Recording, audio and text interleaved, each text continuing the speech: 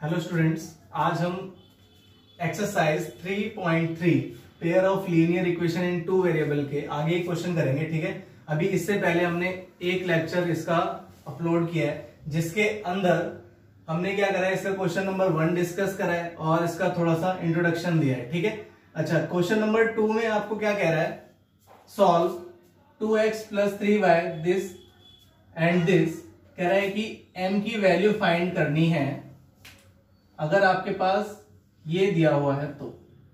ठीक है, कह रहा है पहले तो आप इनको सॉल्व कीजिए, उसके बाद आपको क्या करना है, m की वैल्यू सॉल्व करनी है इसके लिए। ठीक है, तो इसको आप कैसे करोगे, क्वेश्चन नंबर 2 का सॉल्यूशन बता रहा हूं मैं आपको।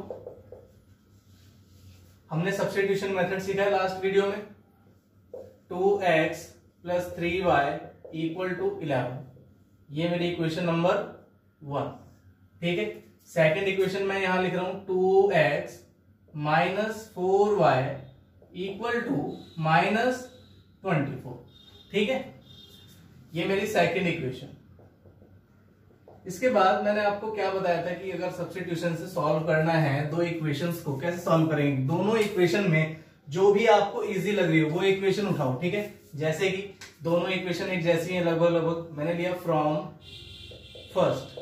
ठीक है, फर्स्ट इक्वेशन से मैं एक वेरिएबल सेपरेट करूंगा, या तो x या फिर y की वैल्यू निकालूंगा। ठीक है, मैं लिख रहा हूं 2x = 11 - 3y।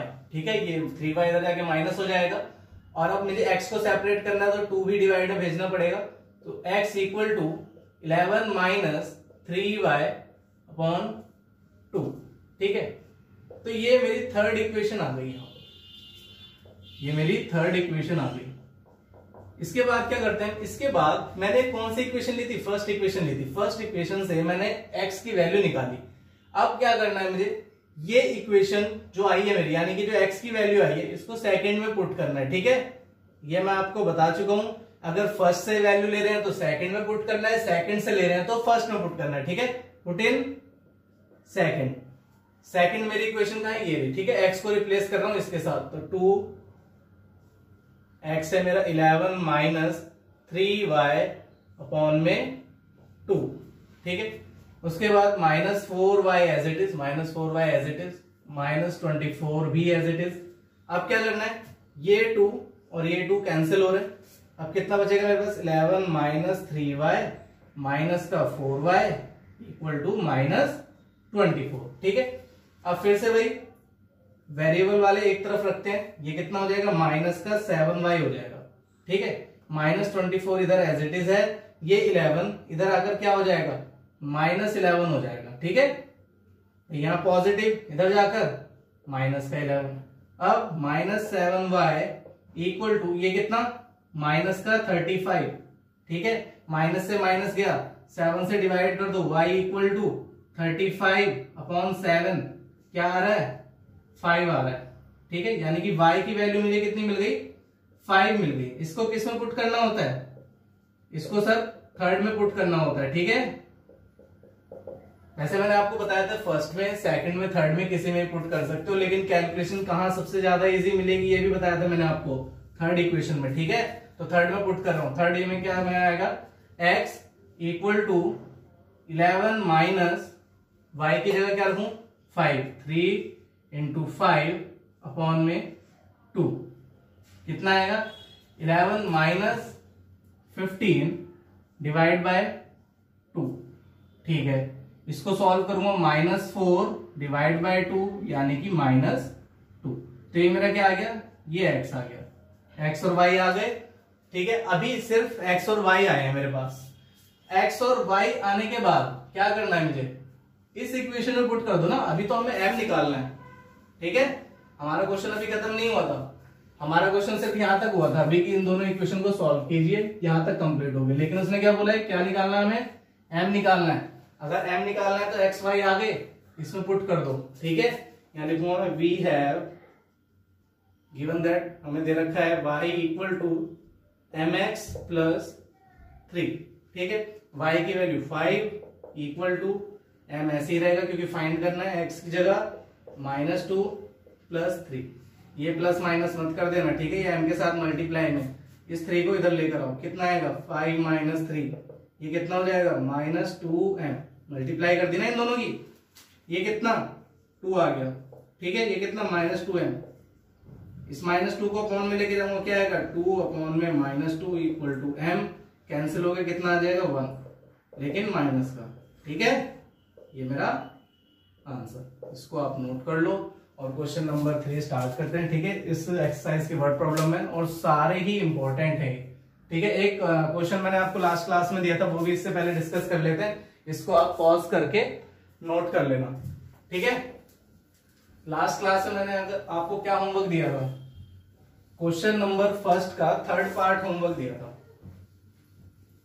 याद आ रहा है? मैंने 6 में से सिर्फ 5 ही कराए थे ना, आपको बोला था कि एक पार्ट करके रखना, तो चेक करना किस किसने किया है, ठीक है। क्वेश्चन नंबर 1 का 3rd पार्ट क्या था, 3x minus y equal to 3, ये फर्स्ट इक्वेशन गिवन थी, और सेकंड इक्वेशन हमें रखी थी 9x minus 3y equal to 9, ये सेकंड इक्वेशन रखी थी, ठीक है। इन दोनों को सॉल्व करना है, इन दोनों को सॉल्व करने का भाई मेथड सब्स्टिट्यूशन में कौन सा इजी लग रहा है, ये इजी लग रहा है, ठीक है। मैंने लिखा फ्रॉम फर्स्ट, सही है। अब मैं क्या कर रहा हूं, यहां से x नहीं, मैं y निकाल रहा हूं, ठीक है। y कैसे निकालूंगा, मैं लिखूं माइनस वाई इक्वल टू 3, और ये 3x इधर जाकर माइनस हो जाएगा, लेकिन मुझे माइनस वाई की थोड़ी ना y की वैल्यू चाहिए, तो साइन चेंज कर दूंगा सबके, ठीक है। इस माइनस को उधर ट्रांसफर करने के लिए क्या करूंगा, सबके साइन चेंज करूंगा, तो y इक्वल टू मेरा कितना आ जाएगा, प्लस का 3x, और ये माइनस का 3 हो जाएगा, ठीक है, क्योंकि सबके साइन चेंज कर दिए। ये इक्वेशन नंबर 3rd आ गई।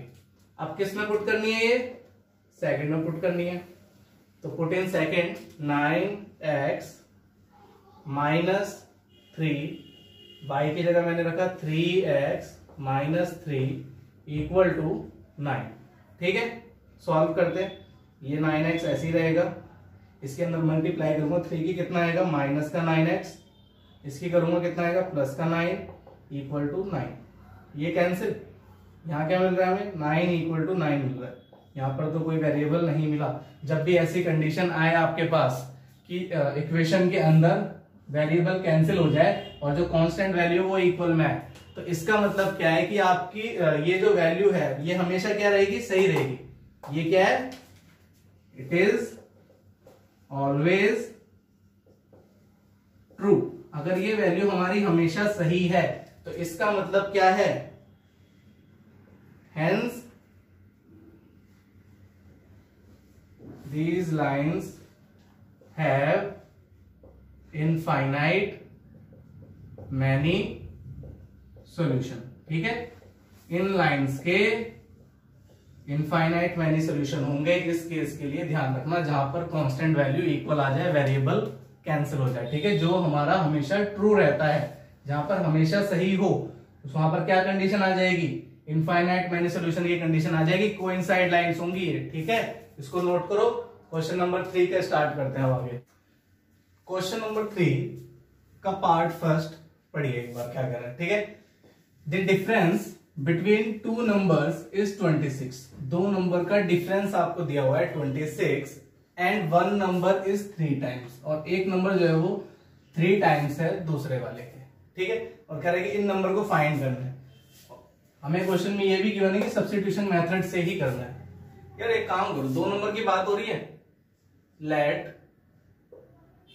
To numbers be x and y. X and y दो नंबर मान लिए मैंने।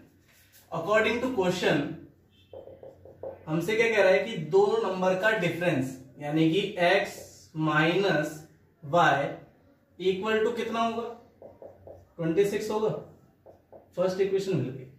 सेकंड इक्वेशन के लिए हमें एक हिंट गिवन है, कह रहा है one number is 3 times the other. एक नंबर जो है वो दूसरे वाले के 3 टाइम्स है। इसका मतलब x इक्वल टू 3y ऐसे होगा। अच्छा एक बात बताओ, इन दोनों में से बड़ा नंबर कौन सा होगा? इन दोनों में से x बड़ा होगा y बड़ा होगा? भाई x बड़ा होगा ना, क्योंकि x में से y माइनस हो रहा है, इन दोनों में से x बड़ा होगा, क्योंकि x में से y माइनस हो रहा है। अब पूछोगे ये क्यों पूछ रहा हूं मैं, उसने ये कहा कि ये ऐसे लिख सकता हूं मैं, भाई इसको ऐसे भी तो बता सकता हूं मैं कि y इक्वल टू 3x, ठीक है। लेकिन अगर ऐसे लिखता हूं तो ये वाली कंडीशन सेटिस्फाई नहीं करेगी। क्यों नहीं करेगी, तो इसका मतलब क्या हो गया मेरा कि y बड़ा है, y x से 3 गुना है, लेकिन ऐसा नहीं है, x बड़ा है। तो x बड़ा है तो मैं इसका यूज करूंगा, ठीक है। इस बात को ध्यान से समझना, दोबारा बता रहा हूं, इन दोनों नंबर्स में से आपको थोड़ा सा दिमाग लगाना है कि कौन सा बड़ा है, और साफ साफ पता चल रहा है कि x ही बड़ा है इनमें से। अगर x बड़ा है तो मैं इसको फॉलो करूंगा, इसको नहीं। क्यों, क्योंकि x इक्वल टू अगर 3y लिखता हूं तो इसका मतलब है कि x जो है वो y के 3 टाइम्स है, y से 3 गुना है, यानी कि x बड़ा हो गया। और अगर ये यूज करता हूं तो इसका मतलब क्या है कि y जो है वो x के 3 गुना है, x से 3 गुना बड़ा है। लेकिन ऐसा नहीं है, बड़ा कौन है, बड़ा x है, ठीक है। ये मेरी सेकंड इक्वेशन मिल गई। यहाँ पे सब्स्टिट्यूशन से सॉल्व करना है, दोनों में से जो भी इक्वेशन इजी लग रही हो वहां से एक वेरिएबल को सेपरेट करेंगे। साफ साफ पता चल रहा है सेकंड के अंदर एक वेरिएबल सेपरेट ऑलरेडी है, तो यहां लिख दो from second x equal to 3y, ठीक है। इसको थर्ड लेट मत कर लेना क्योंकि ये तो है ही ऑलरेडी सेकंड। तो x इक्वल टू 3y है, इसको किसमें पुट कर दें, पुट इन फर्स्ट ये रहा, ठीक है। x की जगह रिप्लेस कर रहा हूं, 3y minus y equal to 26, minus कर दो कितना, 2y इक्वल टू 26, 2 अपॉन में ले जाओ, y इक्वल टू 26/2, यानी कि कितना आ जाएगा, 13 आ जाएगा। क्या मुझे एक ही नंबर चाहिए था, नहीं सर 2 नंबर चाहिए, तो y 13 आ गया। किसमें पुट कर दें, इसमें पुट कर दें सेकंड में, पुट इन सेकंड। जब आप सेकंड में पुट करेंगे क्या मिलेगा, x इक्वल टू 3y की जगह 13, कितना आ गया, 13 3 जा 39, यानी कि x इक्वल टू 39 आ गया मेरा, ठीक है। तो 2 नंबर पता लगाने थे, तो नंबर पता नहीं चल गया, देखना इन दोनों का डिफरेंस कितना आ रहा है, 26 आ रहा है। और ये नंबर क्या इसके 3 टाइम्स है, हाँ है, देखो इसको 3 से मल्टीप्लाई करो 39 में मिल रहा है। तो यानी कि ये क्वेश्चन यहाँ पर आपका खत्म होता है। वो 2 नंबर कौन से होंगे, 13 एंड 39, पार्ट नंबर सेकंड। आप वीडियो पॉज करके इसको नोट कर लेना। पार्ट नंबर सेकंड पढ़ लो एक बार, क्या कह रहा है। पार्ट नंबर सेकंड में कह रहे थे larger number of 2 supplementary angles exceeds the smaller by 18 degree. Exceeds मतलब ज्यादा, स्मॉलर वाले से 18 डिग्री ज्यादा है, ठीक है। क्या कह रहा है, स्मॉलर वाले से 18 डिग्री ज्यादा है। सप्लीमेंट्री एंगल्स कौन से होते हैं, सबसे पहले ये पता होना चाहिए।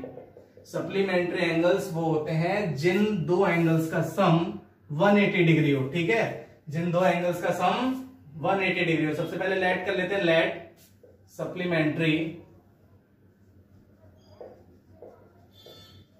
Angles be x and y, ठीक है। एक्स एंड वाई हमारे पास क्या है, सप्लीमेंट्री एंगल्स हैं। तो मैं क्या लिख सकता हूं, according to question x plus y equal to कितना होगा, 180 होगा। पहली इक्वेशन तो मिल गई हमें। सेकंड इक्वेशन देखो खुद यहां पर बता रखा है कि जो एक एंगल है वो दूसरे वाले से 18 ज्यादा है। अब बताओगे कौन सा बड़ा है कौन सा छोटा है, यहां नहीं बता सकते, यहां तो कोई सा ही बड़ा हो सकता है क्योंकि प्लस में कोई डिफरेंस नहीं होता, ठीक है। मतलब प्लस हमारा जो है वो कॉम्बिनेटिव होता है, 2 + 3 भी 5 आता है, 3 + 2 भी 5 आता है। लेकिन अगर मैं 3 - 2 करूंगा तो 1 आएगा, और 2 - 3 करूंगा तो -1 आएगा, ठीक है। तो माइनस के लिए ये रूल फॉलो नहीं करता। माइनस जो है हमारा, ये सब्ट्रैक्शन जो है हमारा वो कॉम्बिनेटिव नहीं होता। ये जूनियर क्लासेस में पढ़ा हुआ हमने, ठीक है। फर्स्ट इक्वेशन आ गई। सेकंड इक्वेशन को क्या लिख सकता हूं, x equal to y plus 18। ये तो कह रहा है कि जो एक है वो दूसरे वाले से 18 ज्यादा है, 18 एक्सीड्स कर रहा है, ठीक है। ये आ गई मेरी सेकंड इक्वेशन। सॉल्व कैसे करेंगे इसको, भाई जो भी दोनों में से इजी लग रही हो उसको उठाओ। सेकंड इजी लग रही है क्योंकि वो ऑलरेडी सेपरेटेड है, तो x equal to y plus 18, और इसको क्या करना है, मुझे पुट करना है किसमें, पुट इन फर्स्ट, क्योंकि सेकंड से वैल्यू ले रहा हूं। यहां रखो फर्स्ट में x की जगह, y प्लस 18 रखा मैंने x की जगह, प्लस y, ये x की जगह रखा है, ठीक है। Equal to 180, y plus y 2y, 18 उधर जाके माइनस हो जाएगा, कर दिया, ठीक है।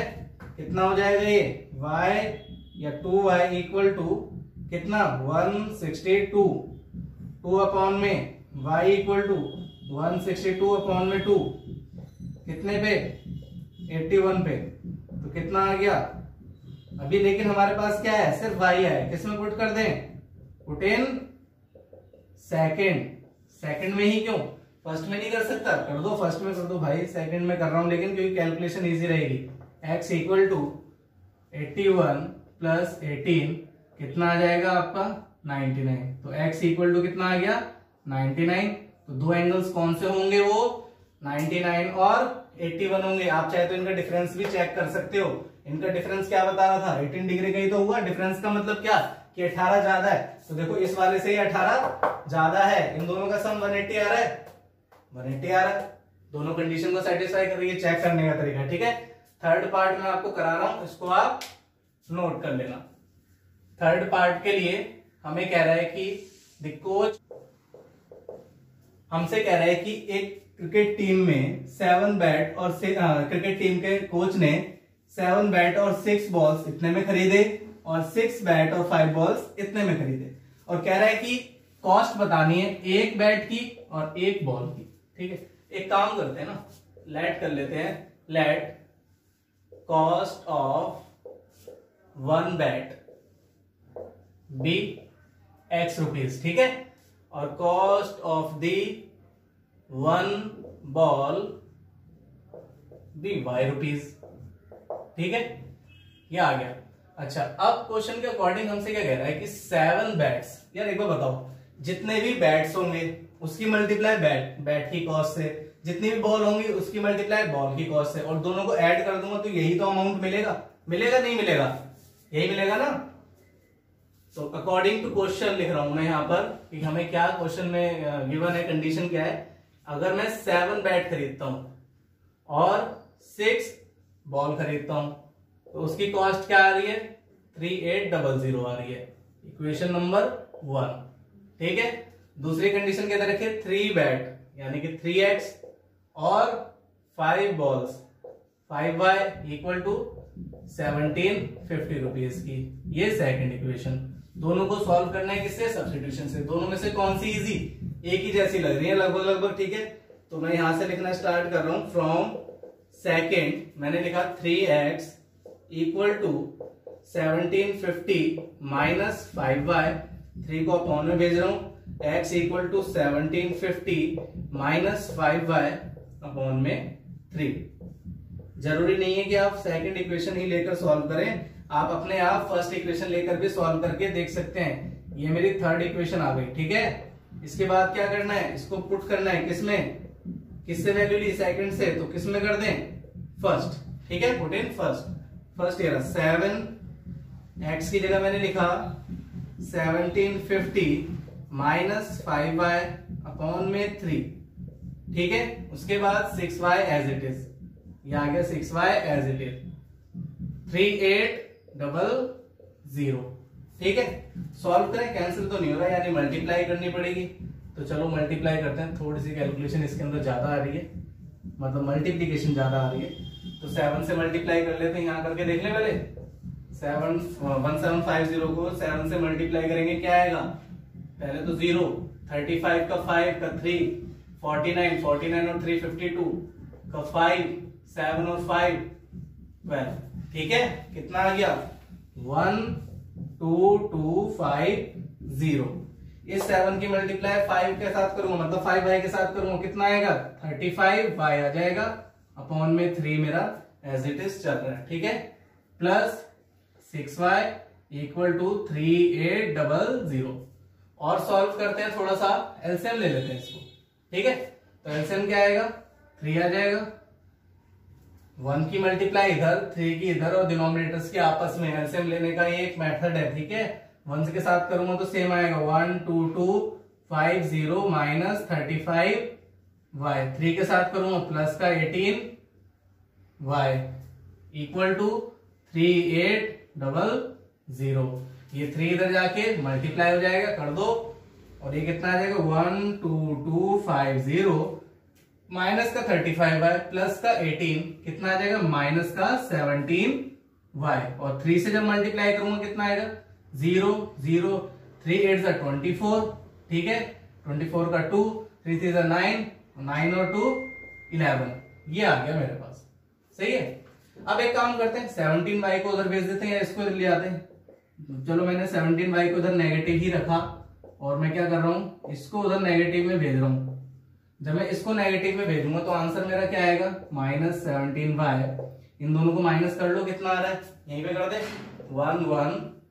11400 को जब माइनस करूंगा कितना आएगा, 0 5, कितना आ गया, 12 में से 4 गए 8, यही बच रहा है, यानी कि माइनस का 850, माइनस से माइनस क्या, 17 से डिवाइड कर दो तो कितना आ जाएगा, y equal to 850 divide by 17, 17 5 क्या होता है, 17 5 85 होता है, तो ये कितने पे चला जाएगा, 50 पे, यानी कि y की वैल्यू क्या आ गई, 50, और y की वैल्यू 50 आपके आ गई, तो फिर किसमें पुट करना है, y इक्वल टू क्या आ रहा है मेरा 50, किसमें पुट करना है, थर्ड में पुट कर दो sir, low put in third. ठीक है, यहां करके दिखा रहा हूं मैं आपको। जब मैं थर्ड में पुट करूंगा, थर्ड इक्वेशन क्या थी मेरी, ये थी x equal to 1750 minus 5y, y कितना 50 अपॉन में 3, सॉल्व करता हूं, 1750 एज इट इज माइनस 250 हो जाएगा अपॉन में 3, फिर से माइनस करूंगा 1500 बाय 3 यानी कि 500। ठीक है, अब x मैंने क्या लेट किया था, बैट की कॉस्ट, मतलब एक बैट की कॉस्ट, तो एक बैट की कॉस्ट कितनी आ गई, 500 रुपीज। y क्या लेट किया था, y मैंने बॉल की कॉस्ट को लेट किया था, तो एक बॉल की कॉस्ट 50 रुपीज। क्या निकालना था, यही निकालना था आपका, यहाँ क्वेश्चन खत्म। ठीक है, इसके बाद फोर्थ और फिफ्थ पार्ट में भी कराता हूं, पहले सिक्स पार्ट देख लेना। ठीक है, सिक्स पार्ट में क्या कह रहा है, पढ़ लो एक बार अच्छे से और इसको नोट कर लेना।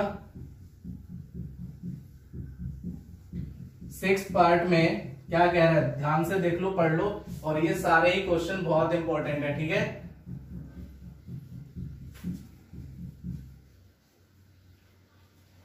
सिक्स पार्ट में क्या कह रहा है, 5 years hence the age of Jacob will be 3 times that of his son। मतलब क्या है, जैकब की जो एज है वो अपने सन से 5 साल हेंस यानी कि बाद कितनी थी, 3 टाइम्स थी, और 5 years ago यानी कि 5 साल पहले 7 टाइम्स है।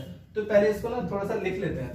लेट सिक्स पार्ट के लिए प्रेजेंट एजेस या प्रेजेंट एज ऑफ जैकब कितनी, x years। ठीक है, present age of his son कितनी, y years मान ली मैंने। अब क्वेश्चन की कंडीशन के अकॉर्डिंग चलते हैं। ठीक है, 5 year हेंस की बात कर रहे हैं, मतलब 5 साल बाद। तो according to question 5 years hence या आफ्टर 5 years भी लिख सकता हूं। ठीक है, तो इसकी बात कर रहा हूं मैं, 5 year hence क्या होगा। तो जैकब की एज कितनी हो जाएगी बताओगे, जैकब एज हो जाएगी x प्लस 5, हो जाएगी नहीं हो जाएगी भाई, 5 साल बढ़ जाएगी ना 5 साल बाद, और उसके जो सन की एज कितनी हो जाएगी,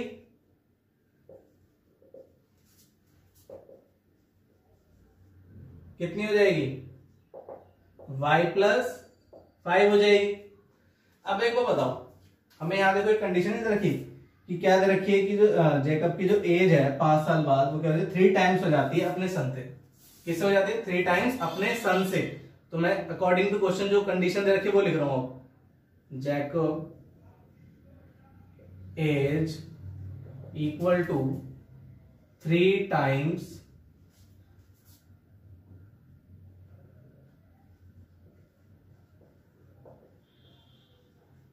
his son's एज। ठीक है, यही होगी, कितनी है इसकी एज, x प्लस 5, यहां लिख दिया, इक्वल टू 3 मल्टीप्लाई में इसकी एज कितनी है, y प्लस 5।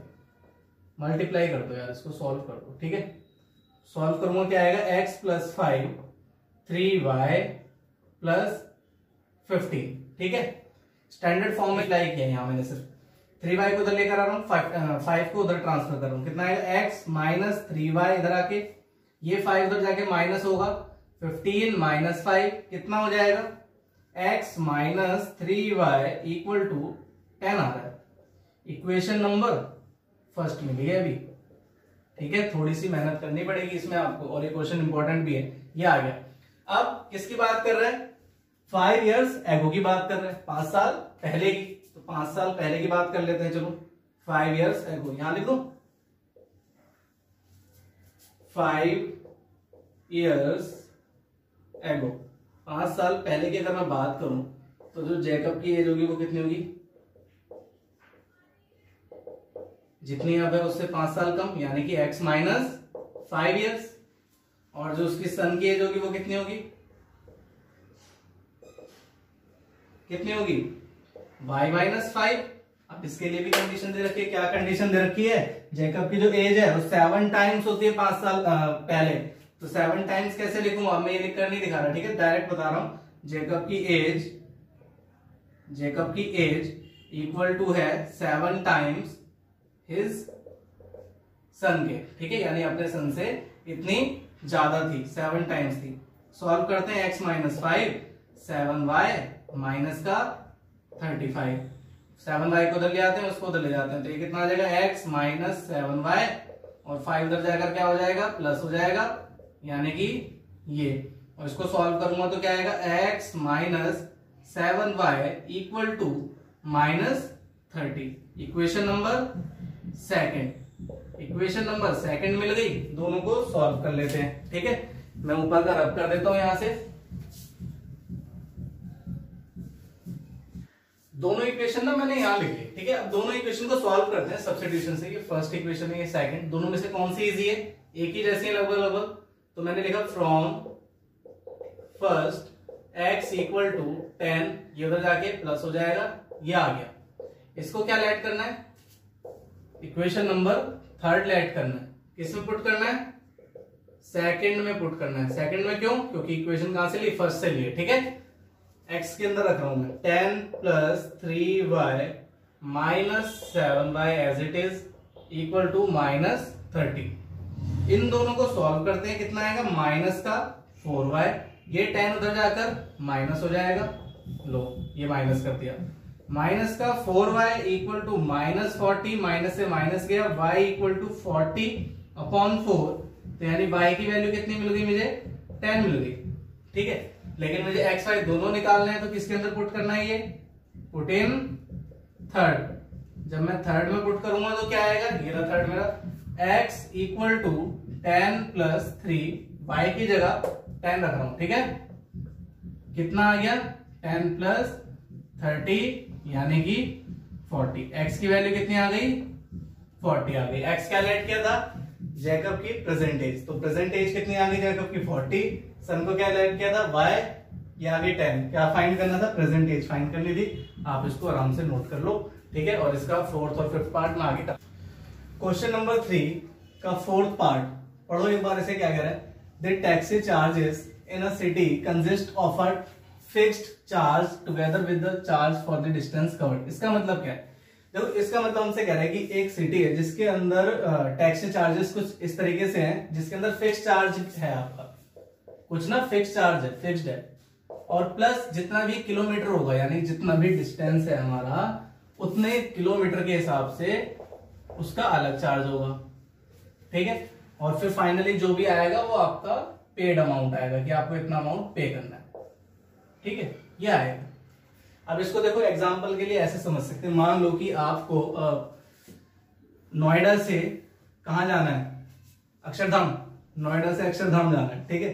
अब जब नोएडा से अक्षरधाम जाना है आपको, तो आपने क्या करा? एक टैक्सी बुक करी, और उसने टैक्सी वाले ने बोला कि सर मैं 100 रुपीज तो फिक्स चार्ज लूंगा, ठीक है।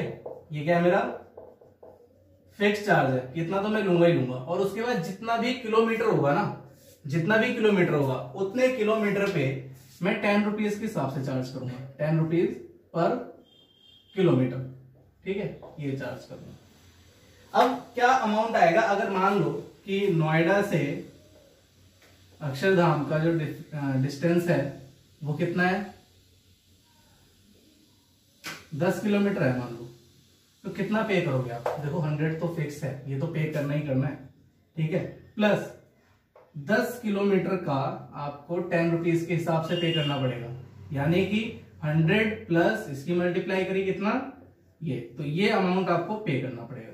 ठीक है, तो इस क्वेश्चन में कुछ इसी तरीके से बोल रहा है हमसे। अब इसके बाद आपको अच्छे से समझ में आएगा। कह रहे हैं कि 10 किलोमीटर के लिए उसने जो पे किया वो इतना रुपीस पे किया। ठीक है, इसके अंदर कुछ फिक्स चार्ज है, कुछ किलोमीटर पर किलोमीटर चार्ज है, तो हमें नहीं पता वो कितना, वो फाइंड करना है। ठीक है, दो कंडीशन आपको दे रखी है, सॉल्व करते हैं इसको पहले।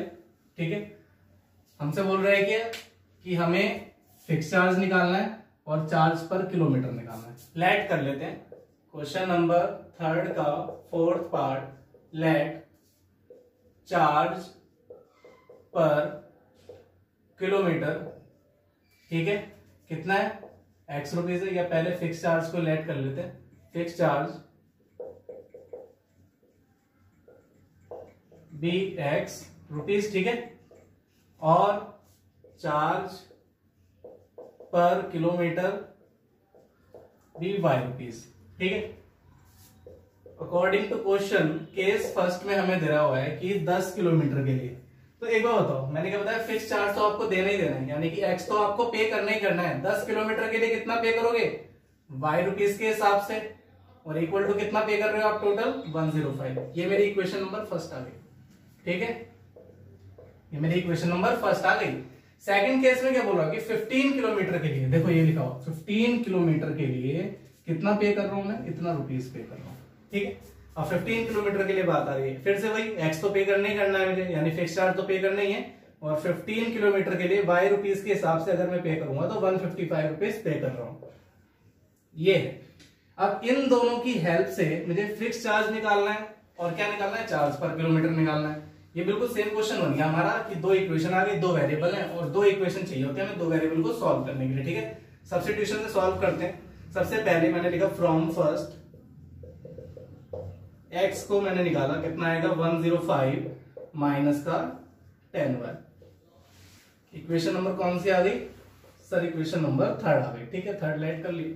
किसके अंदर पुट करूं, फर्स्ट से लिए तो सेकंड में, इसको भूल मत जाना। ठीक है, बार बार इसीलिए बता रहा हूं जिससे आप बोलो ना, नहीं तो इसके बाद भी गलती करते हैं। फर्स्ट से वैल्यू ली, फर्स्ट में ही पुट कर दी, सेकंड से वैल्यू ली, सेकंड में ही पुट कर दी। ऐसा नहीं होता, फर्स्ट से वैल्यू लेना है तो सेकंड में पुट करना है, सेकंड से लेना है तो फर्स्ट में पुट करना है। ठीक है, सेकंड में पुट कर रहा हूं मैं, x को रिप्लेस कर रहा हूं 105 minus 10y plus 15y equal to 155। ठीक है, यहां पर रिप्लेस करिए मैंने, इस x को इसके साथ रिप्लेस करा। अब इन दोनों को प्लस माइनस कर दो, 5y आ गया, 155 यहां एज इट इज है, ये 105 इधर आकर क्या हो जाएगा, माइनस हो जाएगा।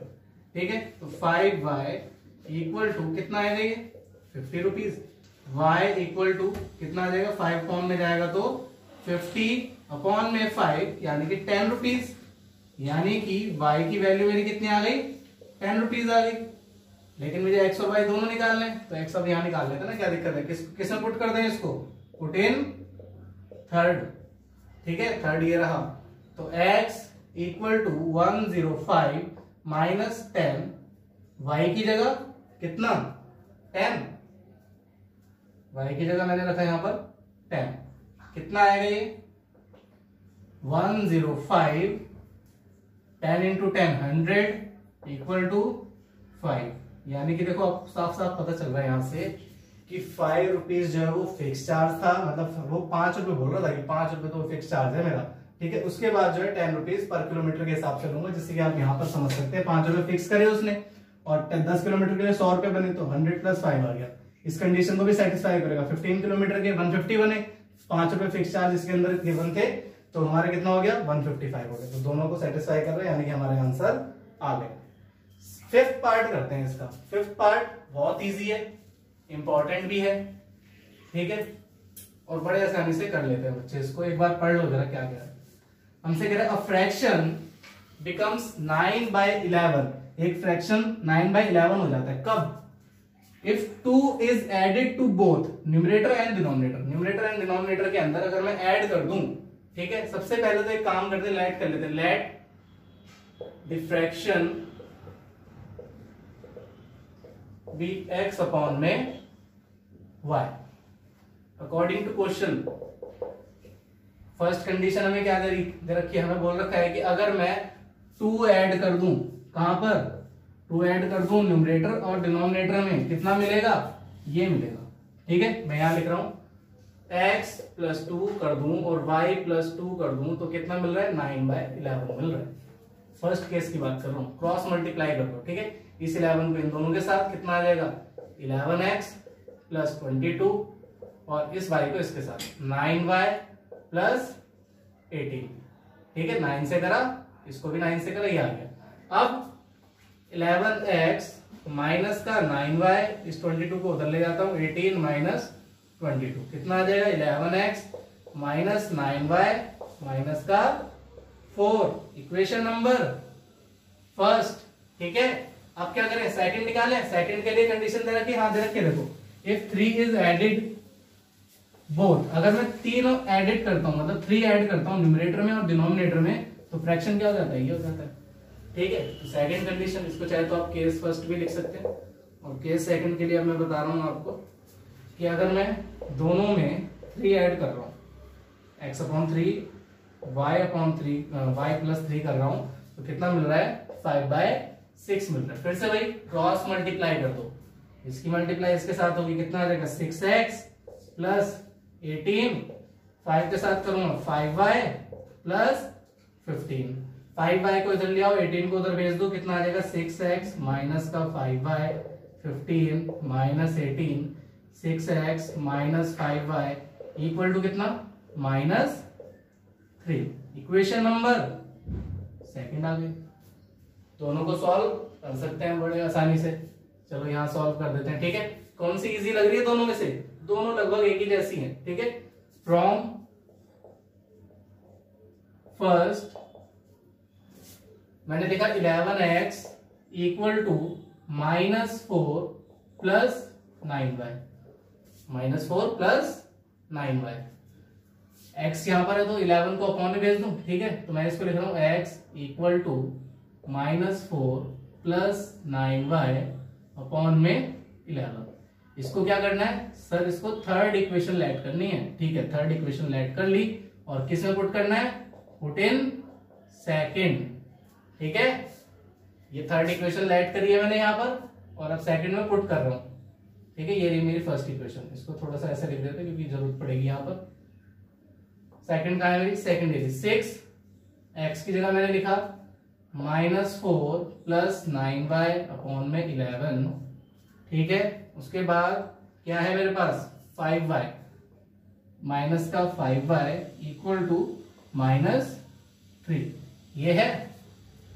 ठीक है, अब 6 के अंदर मल्टीप्लाई कर देते हैं क्योंकि कैंसिल तो हो नहीं रहा। मल्टीप्लाई करूंगा कितना आएगा, माइनस का 24 प्लस 6 9 54y। ठीक है, माइनस का 5y और इन दोनों के अपॉन में 11 है। ठीक है, इसके नीचे मत कर देना, सिर्फ इसके साथ है ये 11 और इक्वल टू में क्या है, -3 है।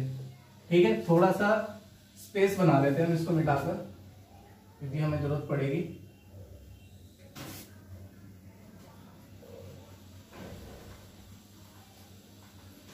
चलो इसके बाद क्या करते हैं, एलसीएम लेते हैं इसका, डिनोमिनेटर बनवाना, इसको यहां सॉल्व करते हैं। ठीक है, -24 प्लस 54y। ठीक है, क्योंकि 1 से करूंगा तो ये आएगा, 11 से करूंगा तो माइनस का 55 अपॉन में इन दोनों की मल्टीप्लाई इक्वल टू -3। ये इधर जाके मल्टीप्लाई होगा, ये कितना आएगा, माइनस का 24 54y माइनस का 55y कितना, माइनस का y बचेगा और ये 11 इधर जाके मल्टीप्लाई होगा तो माइनस का 33। माइनस y मैंने यहीं रहने दिया और 24 को दूसरी साइड ले जाकर प्लस कर दिया। अब कितना आएगा, -y, इन दोनों को सॉल्व करो, कितना आ रहा है, 6 और फिर 9, माइनस का 9। तो y की वैल्यू कितनी आ गई, माइनस से माइनस गया तो 9 आ गई। क्या y चाहिए था, नहीं x भी चाहिए ना, फ्रैक्शन तो x अपॉन y की फॉर्म में, किसमें पुट कर दूं, पुट इन थर्ड में पुट कर दो। लो थर्ड में भी पुट कर देते हैं।